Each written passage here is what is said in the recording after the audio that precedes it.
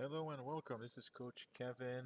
I've been getting requests here to go over my game model and the things that I'm posting on daily basis on Instagram and YouTube. People are is very much welcomed by coaches and technical directors out there. So people have asked me to share the game model, which I'm happy to do. So here we go. So Coach Kevin, I'm an A licensed coach. I also have my CTL Club Technical license for technical directors, so director of coaching. This is my game model for a 4-3-3, or also commonly used as a 4-2-3-1. So a little bit about my game model. It has the systems of play, the desired behavior, visual, tactical pattern on what I want them to do, and the benchmarks to actually measure for success throughout the whole season. So obviously 4-3-3, it has numbers. So you have your positional numbers by now. I think every coach uses it. This is our structure, systems of play, attacking. So it basically includes all four moments of the game: defending, attacking, defending transition, attacking transition, as well as restarts, free kick, throw-ins, corner kicks, kickoffs, etc. So these are our attacking formations, or what we're actually looking for, from defending third build-up play to middle third on how we want to be structured and positioned, emphasizing the central channels occupation as well, and the attacking third on how to create goal scoring opportunities. This is the structure for defending, 4-2-3-1. So the 4-2 structure is very, very important in my game model. In midfield third, we're more looking to win the ball in the attacking half, hence it's more of a 4-1-2-3 formation. And attacking third, obviously, you want to win the ball back as high and as quickly as possible. So that's what we're looking at in a 4-2-3-1 formation. Like I said, the game model includes the attacking moments from defending third, goalkeeper good distribution. I have my tactical pads here for visual. It has the game idea. It has, what our objective is to advance and or keep the ball in different game situations. The data set to actually, these can also be your weekly cycle goals, as well as data sets to measure success. This is obviously against a 4-3-3 build-up when there's only one forward pressing. I don't mind pressing play here, but this is only one forward pressing, so we try to create a +1 principle here. We try to break through the lines, and always until you go from defending third into midfield third, you're trying to look for that +1 principle every single time. So same thing here, one forward pressing. This is just another example of another pattern where we go inside outside, and the one here up top we go outside to the fullbacks right off the bat. This is a build-up play, obviously goalkeeper distribution into defending midfield third. This is another pattern and just a visual on what our four options are. Option 1, center back to the outside fullback, right back, left back. Option 2, center back to the midfielder as a link-up player, then so inside, outside. Option 3 is a central build-up through number 6 pivot, so that's a very delicate pass, but also very important. And option 3, obviously resetting to the goalkeeper so we can switch the point of attack. But again, game idea, the attacking is the moment, the phase is a build-up, and our data set to see if we're successful. There's different visuals here, and this is a data set that I'm talking about on how we can actually measure success. Obviously, you want to have 3 games that are more or less the same level of teams that you're playing, or maybe it could be the same team. So what do we track? Control, penetration, pass dribble from defending third into midfield third, because that's basically your build-up play, attacking. And our benchmark is to have more than 75% successful entries or higher. So you can have your data set and your average per game, and that's that. So, like I said, it has different moments and also different zones of the field. So this is an attacking system of play in midfield third into attacking third. What's our game idea? What's our objective? So obviously the phase here is creating chance or creating goal scoring opportunities. This is our data set, which can also be weekly cycle goals for our coaches to focus on, and some visuals on what we are actually trying to achieve here. I don't mind pressing play, it's only 17 seconds. So we're in midfield third, we're looking on creating goal scoring opportunities and having those numbers up either centrally or more to the outside or a half space channel. But that's kind of what we're looking for. 4-2-3-1 is our midfield third to attacking third structure formation.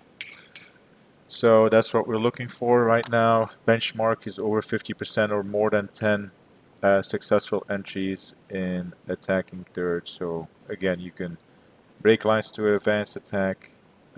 These are your data sets that you can focus on, your weekly cycles. So right off the bat, you can see that we can easily focus 4 weeks into this attacking moment in that zone of the field. Attacking third, obviously, we go from creating goal scoring opportunities to scoring goals, so that's our objective. Our data set is finish the attack, and you can have those 6 could be your either daily session cycle, weekly goals or daily goals, or you can go into just focus 1 week on everything here. So that shows you 6 weeks that you can actually focus on as a coach for those main and sub principles. This is just my benchmark, over 25% or more than 7 goal scoring opportunities per game. So I just went over an attacking overview, but obviously we have the same defending moments as well, from how to defend an attacking third, how to defend in midfield third, to attacking midfield third, to defending and defending third, and defending mid third. What's our structure like? What are we looking for? What are our weekly cycle goals? The data set for benchmarks, and how can we measure success? A similar game model for attacking transition moments. What are we trying to do? Attacking third, if we win the ball back. Midfield third. What are we trying to do when we win the ball back? Defending third. Do we advance or keep the ball? There's different game scenarios, obviously. Plus the benchmarks. Defending transition in the same zones here. What's the idea? What's the objective? And the data set, so we can actually structure sessions around it. This is one that people tend to forget when they do a game model, which is your restarts, goal kick, free kick, throw in, either attacking or defending. How do we attack on corner kicks? What are our different scenarios? How do we attack when there's a direct free kick, depending on where it is? How do we attack an indirect free kick? How do we do that? Do we have patterns that we can implement? A PK, where are all the players at, just in case there's a rebound? Do we know who's running in for the rebound? What kind of angle are they using to run in for the rebound? Attacking set pieces, obviously your goal kick. This is just a little reminder, refresher, because that's basically your goalkeeper build-up play, so an attacking moment, but just wanted to mention this one here, that you still have your 4 options. Short to the center back, straight to the fullbacks. Option 1, holding midfielder, center backs, midfielder. You can go a little bit longer to the fullbacks, and you can go really long to your second line and third line, where you create a dominant side on one side. Defending restarts, very similar. How did we defend on their goal kick or goalkeeper punts? What's our structure? How do we defend throw-ins? How do we defend free kicks from a central area? How do we defend free kicks from a wide area? How do we defend set pieces or corner kicks? That's our structure. What's our structure? How do we defend a PK? Where are all our players at? Do we anticipate us winning the ball back so we can have an attacking transition when we have the players ready? And then I have one section here for visual learning, where you can add example clips either from a professional team or maybe from your academy or from your own team on what you're actually looking for. Desired behavior is what I like to call it. Same thing, defend transition moments, attacking third, midfield third, defending third, defending transitions. So that's typically where people stop when it comes down to a game model. Personally, I added my periodization as well, meaning physical and tactical. We go by a 10-month season, so we start in August, we end at the end of May. I have 2 microcycles of 12 weeks. Some people like to split it up into maybe 6 weeks, but we do have a winter break, and a New Year turn and a summer break. So I tend to keep 4 to 6 weeks for preseason, what I call preseason. So basically, this is structured for 3 to 4 sessions a week. Preseason, you can just do 1 week of this, 1 week of this, 1 week of that, but it's basically a 6 week program where you have cycles and cycle goals where you go from large numbers to more repetitive, more reps, more repetitions, more intensity. So people come back from either winter break or summer break. You want to play 7v7, 8v8 to 11v11, depending on what kind of numbers you have. So they get used to their half, like 40, 45-minute halves kind of thing. The next week or the 2 weeks next, you go into more smaller size, 5v5, 7v7. Same thing, half a field space, but you're going to focus on your endurance. And then the next week, whether it's week 3 or weeks 5 and 6, you go into trying to overload the players to perform more actions per minute and recover quicker. I included a table on how to do it, what your reps are and what your blocks are and how many minutes per block. I included that. So this is just a personal preference. I went with zones.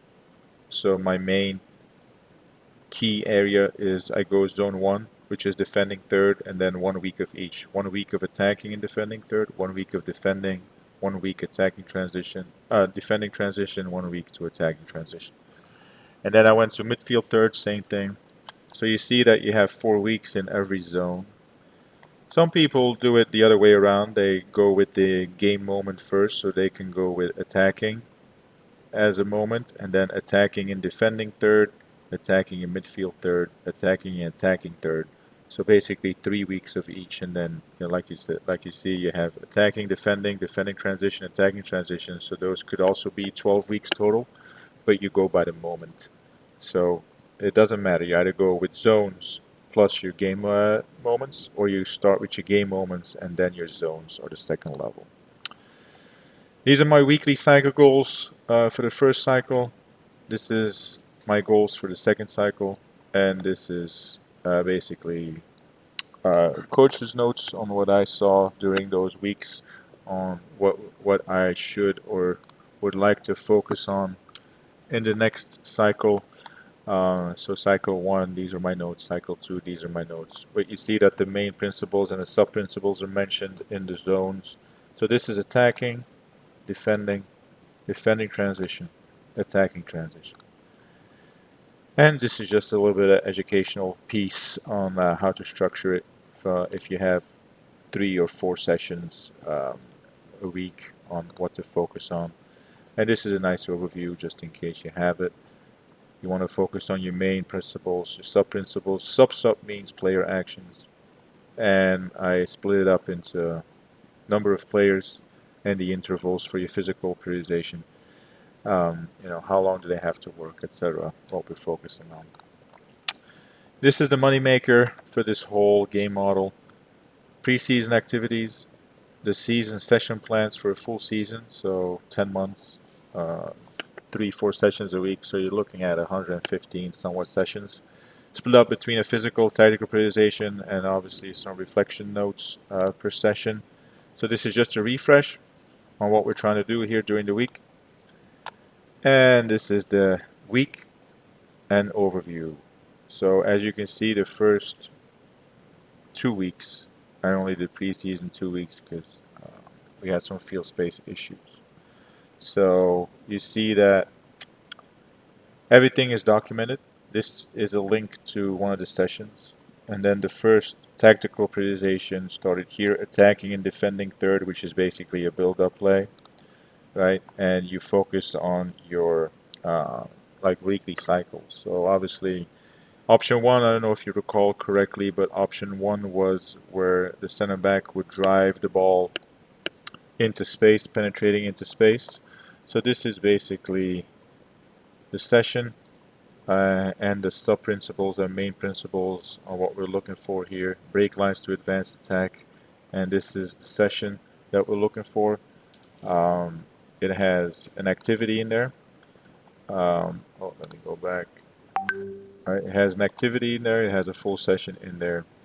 Um, this is Tactical Tuesday, an example where we have, let me see if it opens up here, where we have a half a field space. This is a good overview. This is the A course coaching session template. It has obviously some admin stuff in here. It has the identified game situation on what we're trying to focus or try to mirror. It has a desired behavior and what we're trying to do with the main principles, the sub-principles, who's involved, what are we looking for, what are the coaching points, etc. It has the links to the tactical pad and the YouTube session. So this is basically the warm-up on what we did the day before for the small-sided game. So basically the warm-up.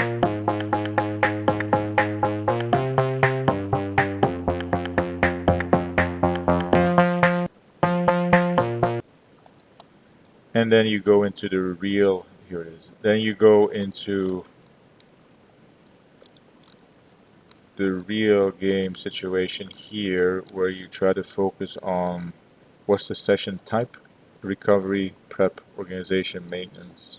Obviously, in the beginning of the season, you might want to go more into like prep, ensure that the game readiness is there, but also maintenance. So this is your recovery, and this is the money maker here. Sets and reps in a game-based training, where you see how are we playing, what's your structure, what's your session structure. Are we playing 6v6? Then you're looking at 5 minutes, 2 minutes of rest times 4. That's 28 minutes total. You do 2 reps, that's 56 minutes with a longer set recovery. So that's basically your 65-minute session, not including your group warm-up or your first activity as a warm-up and you're cooling down. So just a refresh, so this is included in every session on Tuesday. It also includes the main principles, sub-principles, and some player actions on what's needed in different moments of the game. So this goes on and on. See, this is attacking week 2, attacking week 3. You go into defending, 3 sessions. So week 1, 3 sessions. Week 2, 3 sessions. And in yellow is basically the cycle goal for that week that we're trying to accomplish. Obviously, this is just my personal notes on how to document my session reflection, if you will. So this goes on and on. You see already session number 60. This is how to deny the switch for defending third. So how do we do that? Um, maybe we can show this one. Whatever opens. Alright, here we go. Same thing, desired game situation, desired behavior, prevent the switch. So this is our warm-up. I can show you obviously on the Instagram page if it shows up. So this is the warm-up. Alright, it's just a 2v1, 1v2, you know, preventing the switch on both sides. So that's a 1v2 situation. Then you go into a 3v3 situation where you try to coach the angle of the press, the speed, the angle of timing, the distance of the press, etc. So that's kind of what you're looking for. That would be the warm-up for that one.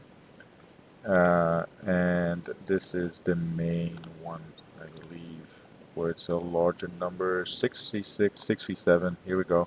So the structure, you see the 4 and 2 structure. You want to coach the speed of the press, the angle, the timing, the distance, the body shape, and the angle of the press here to deny the turn. So everything is documented if you want to use it. And my teams have been very successful here. But it's a matter of getting a lot of repetitions in and not forgetting about your physical periodization, right? So you don't want to wear them out. So this is the session for that one. As you can see, everything is documented. Um, and again, this is also included here.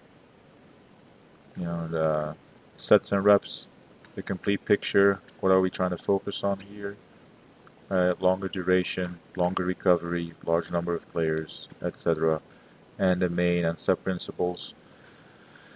So that's kind of it. So let me just continue here to show you how many sessions are actually in here, which 118 sessions for that.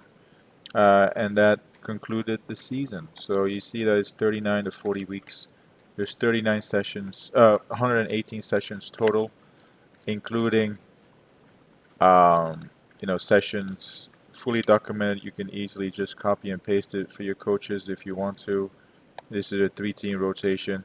There's always a link included as well, so you can easily just follow along, and it will probably cut back the time for you as a coach to know or to think about, oh my God, what am I going to do here? So this is an A license assignment that I sent in, and it was very much welcomed by U.S. Soccer. I got recommended for the pro license. Unfortunately, I'm not in that kind of position. I have a full-time job during the day, and I coach at night. I coach two boys teams. I'm an A license coach, and I've coached a bunch of players that have made it to national teams as well as national academies, etc. So that's kind of my situation. But if you are interested in the game model, 11v11 game model for elite players in a 4-2-3-1 or a 4-3-3 game model, please reach out. I would be happy to share this with you. I would be happy to tailor it towards, with your logo, your colors, etc. But feel free to reach out. Here's my contact details, and I will talk to you soon. Thank you for listening.